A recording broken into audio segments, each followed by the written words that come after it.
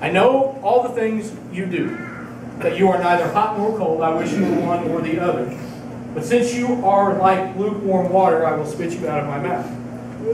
Verse 17, you say, I am rich, I have everything I want, I don't need a thing. And you don't realize that you are wretched, miserable, poor, blind, and naked. Now let's stop right there. Wretched, miserable, poor, blind, and naked. Listen to what those words mean. Wretched. It's the condition of the person's bondage to sin. Make it personal to you. It's the condition of the person in bondage to sin. It's your heart condition that makes you wretched. Miserable.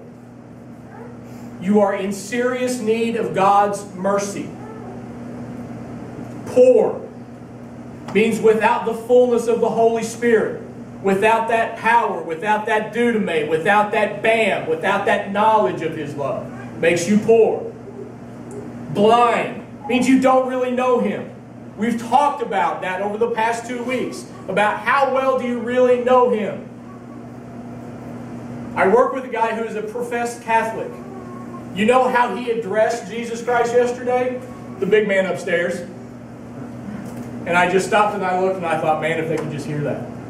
A professed Catholic, and he says, you know, I talked to the big man upstairs. How well do you think he knows Him?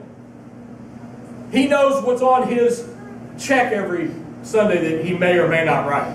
That's what he knows. But he doesn't know his Creator. And then naked.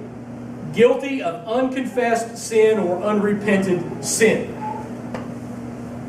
Wretched, miserable, poor, blind, and naked. What do you do if this is you? What do you do? Do you stay in the ash? Listen to what he tells you. Verse 20. He says, look, here I stand at the door and knock. If you hear me calling and open the door, I will come in and we will share a meal as friends.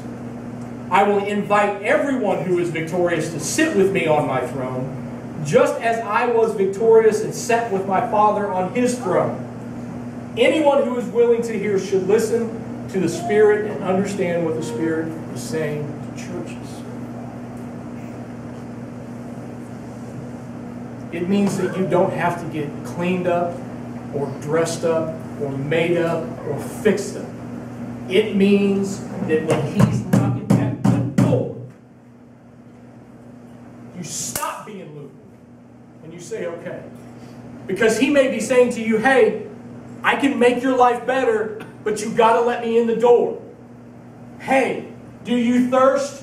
I can give you living water, but you've got to let me in the door. He may just be tapping and saying, hey, you don't see it, but you're headed down a bad road. And you're going to justify that adulterous, pornography, foul language sin that you're about to commit. You've got to let me in so that I can keep you from it. Because He doesn't always come in the fire. Sometimes He comes in the whisper. But if He comes, you have got to let Him in. You've got to let Him in. Lukewarm Christians. Anybody want to be one? No. Let me read out of Romans and then we can be done.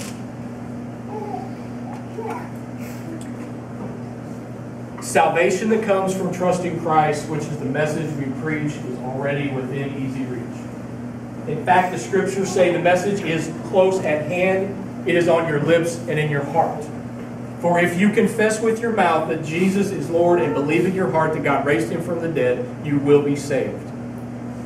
For it is by believing in your heart that you are made right with God.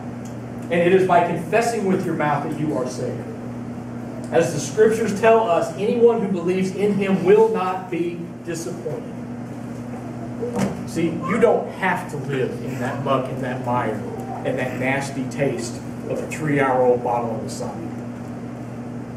You can go to the cooler, get an ice cold beverage, and drink it down and let that thirst of Jesus Christ overwhelm your desires.